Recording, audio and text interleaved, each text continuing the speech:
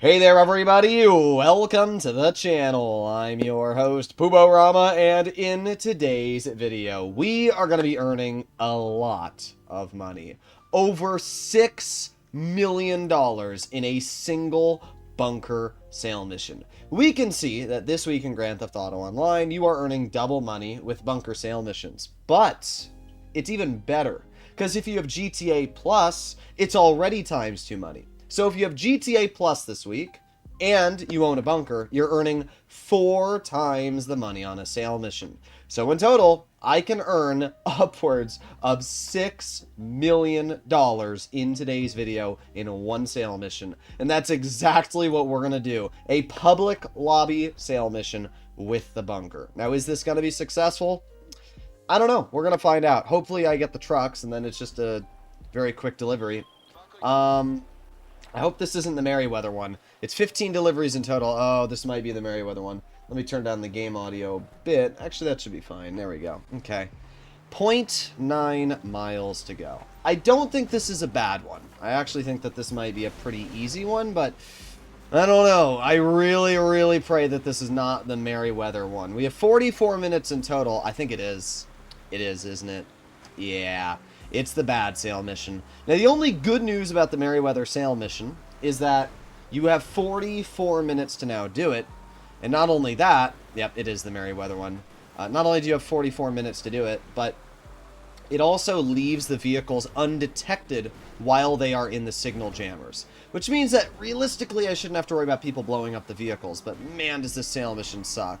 So there you go. That is one of 3. Then what you have to do is go back. Yes, you heard that right. That's why this mission sucks so bad. After doing your first drop-off, you have to then go all the way over to your helicopter, your car, or whatever it is, and grab the next vehicle, and then start the next drop-off. There we go. That just kind of sucks. That takes a lot longer than I would ideally like it to. But it's not too big of a deal. We have now finally made it over to the Insurgent, and we can start doing the next drop-off. Now, obviously, if this player tries to destroy our vehicles, then I will just load into a new lobby. I'm not too worried about that. We're just going to head over here. Let's see, is that player going to ignore us? And, not really sure what that player is doing, but we'll see. Interesting. So they're just going to go right to my vehicles. Is that what they're going to do? And then they're going to try and blow them up? Let's see. Let's see exactly what's going on over here. I mean, as I mentioned, if somebody tries to blow up my vehicles, I'll just murder them. And yeah, we can hear them blowing them up. Well, you know what I'll do? I'm just gonna kill them really quickly. Just for a little bit of fun, let's kill this person because we can. Come on, what are you doing, huh? Oh, yeah. I'm surprised they're not dead yet. Uh-huh. What are you doing, good sir?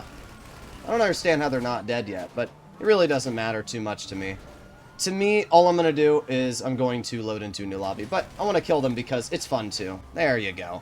Very fun. El Bozo. So, in that situation, you press Find New Session, Public, and you load into a new lobby. This is a great example on how you can stop people from blowing up your product. You know, there's always people that come into my comments, and they're like, oh my god, whenever I try doing a sale mission, somebody messes with me, and they try to blow it up. You can see a great example. Oatmeals, who obviously now gets shown to everybody as being an asshole, has failed miserably because that player thinks they've accomplished something in life, but in reality, I just loaded a new lobby, and my product is saved, and we start the sale mission once again. It's definitely the easiest way to save all of your product, and you're going to see that in just a moment. And as we can see, hopping over to my computer, yes, almost all of my product has been returned. We lost about 120,000 worth. It's a lot more because obviously it's times 4 money, so if I have to restart the mission, I'm losing 4 times what I normally would. But it's whatever. I mean, we're going to start the sale mission again. I am inside of my garment factory, though, because I forgot to set my spawn location over to the bunker. So I'm going to go head over to the bunker, and we'll start the sale mission once again. Hopefully we don't get that mission. That one sucks, and it's a bit of a shame that, you know, somebody went out of their way. I just don't even get it. Like, what do you gain from doing that? Like, you didn't accomplish anything. What you did is wasted 10 minutes of my time, and I'm gonna just load a new lobby. Like, I'm not stupid. Attempt number 2. Let's see how much money we're selling this for. Not bad. 4,074,000. So it's still going to be over $6 million in a public lobby with a 50% bonus. I just want to see that $6 million mark. That's all I want to see here. So let's see. Oh, yes. Now that is what I'm talking about. This is glorious. It is just 2 trucks. Okay, you know what? Big dub. I will gladly sacrifice $100,000 of profit so that I can get the easiest sale mission ever. Now, to be smart about this, we can see that... Oh, bruh. Bruh, I can't believe it just detached like that. What I was going to say is, well, you can't see it, but there is a global signal in 20 seconds that goes active. And what that means is that in 20 seconds, everybody can see my product on the map. So what I'm going to do is I'm going to go to SecuroServe. I'm going to go to, where is it? SecuroServe, CEO Abilities. And then I'm going to go to Ghost Organization. So right before the global signal goes active, I'm going to turn on Ghost Organization. 3, 2, 1, boom. So now I have Ghost Org active, and that's lasting for 3 minutes. And judging that I have to drive 3 miles, as long as I'm driving over 60 miles an hour, realistically it means I don't need to worry at all. These vehicles are going to be completely hidden to every player in the game. Now, a lot of people always ask me, why don't you call Lester when your time runs out? And it's because Lester only hides your ping. It does not hide the products on the map. So, yeah, usually I don't actually recommend to use Lester. Same thing for calling Imani. It only hides your player ping, not the product. So, in both cases, it's kind of absolutely useless, and I would not recommend to do either. Some other things that are kind of cool is if you go over to CEO Abilities, if you bribe authorities, you can get rid of cops, as we can see. So I don't need to worry about the cops annoying me for the next 2 minutes, which, I mean, it's not that big of a deal. In this sale mission, the cops are never really a problem, but it's kind of nice that you can just not deal with them and, you know, drive all the way through. Now, again, I did obviously... Ooh, I missed that. No, I did not miss that turn. Thought I missed the turn there for a second, but we're all good. Well, there you go. First one delivered. I still have 50 seconds left on Ghost Organization, which means that it should be just enough time for me to call out my Sparrow, head about 80% of the way there, and then hop into the next vehicle. Now, you have 2 options, really, when doing this type of sale mission. The first option is do what I did, immediately activate Ghost Org so that people don't even know you're doing a sale mission. Or the second option is that you can deliver the first vehicle with no problems, and then if somebody, you know, comes near you or the product, you can then activate Ghost Org. And if I'm doing a longer sale mission, I will do that, you know? A sale mission that takes, for example, 20 minutes, 30 minutes, I will activate Ghost Organization when I think that there is going to be a player near me or near my product. But if it's already pinged on the map and they already see the vehicle, then it's not going to be too helpful. The good news is that vehicles you have not entered are not pinged on the map. This is something that a lot of people actually don't know. It's very helpful advice, though. So, for example, if you have a sale mission with 3 dune buggies, we all know the mission, it sucks. It only pings the vehicle that you or a CEO, you know, a member has entered. So if you don't enter that vehicle, it's not available on the map. So that is something which might help you out, and it's good advice on why you... Is that a player that's off the radar? I don't know. That's kind of weird. I just watched that Savage just... player is off the radar. That's why.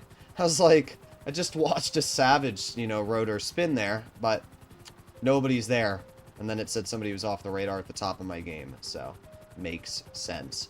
Either way, as you can see, we've successfully made it to our second vehicle. At this point, I'm pretty confident that we should be okay. I mean, if the Savage tries to, like, murder me, then whatever. I'll try and take it out of the sky. I have a railgun. Taking out helicopters is generally pretty easy with the railgun, so no complaints there. Alright, let's hop into our second vehicle here. I've seen some content creators out there. And, oh, what? Why did it just... Alright, what I was going to say is I've seen some content creators out there, and some of them complain about the fact that, like, the railgun is too overpowered, that it allows you to take helicopters out of the sky and jets out of the sky super easy. However, I am actually all for that. And if you're wondering why, it's very simple. Because when you're a player like me, and you're doing a lot of grinding, and you're doing a lot of sale missions... It's very annoying when you have somebody that just flies above you in a Savage or in an F-160 Raiju and is basically just unstoppable because they're fast, they've got missiles, they've got an explosive MG, and if they're a good pilot, it's just very hard to deal with them. But now with the addition of the railgun and not needing to pre-aim a homing missile, it allows you as a decent player to just take out a helicopter incredibly easy. So helicopters are no longer really a threat. So, you know, that Savage there, if he tries blowing me up, I'm going to park this under a bridge, and then I'm going to aim in my railgun and take him out. And that's the goal. We'll see what happens. That Savage is eerily close to me, but, again, we'll see what happens here. I'm not too worried. Looks like, oh, well, looks like the Savage died anyway. Not really a problem. We're going to pull out some sticky bombs in case anybody tries to mess with us, but we should be fast enough to get through all this. There's a lot of people around us, clearly, and I'm not too worried. Let's just cut through here. There you go. At least this vehicle is fairly fast, as we can see. That's something that's very, very nice. It's hard to take out a fast-moving truck, and because it obviously has the plow on the front, anybody that gets in my way is going to be immediately plowed off the road. But this is why I always say to sell in public lobbies, right? So let's do the math here. Normally, if I sold in an invite-only lobby, I would have made $4,200,000 today. Because I decided to sell in a public lobby, I unfortunately was not able to complete the first attempt, but by loading into a new session before my third insurgent was blown up, it just keeps 99% of the product and loses a teeny bit. And because of that, I'm able to start a second sale mission in a second public lobby, and this time nobody went out of their way to bother me. And because of this, I was, oh my god, well, that's not what I wanted. Holy... Oh, that's great. Now, fun fact, if the trailer gets on its side like this, the game is going to despawn it. You're going to see that in a moment here. Yeah, trailer has been moved to a suitable location. And then it just spawns it down the road a little bit. It's really nice the game does that.